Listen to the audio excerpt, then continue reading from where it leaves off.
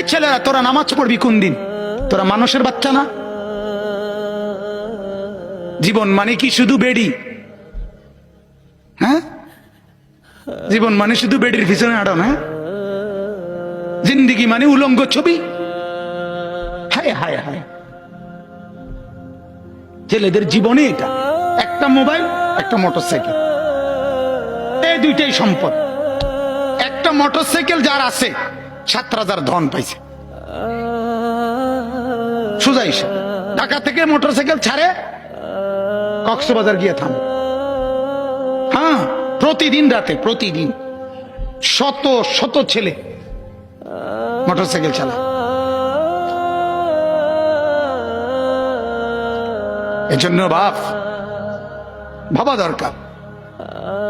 আমার কথা হলো, আমার চিৎকার আমি দিতে থাকি।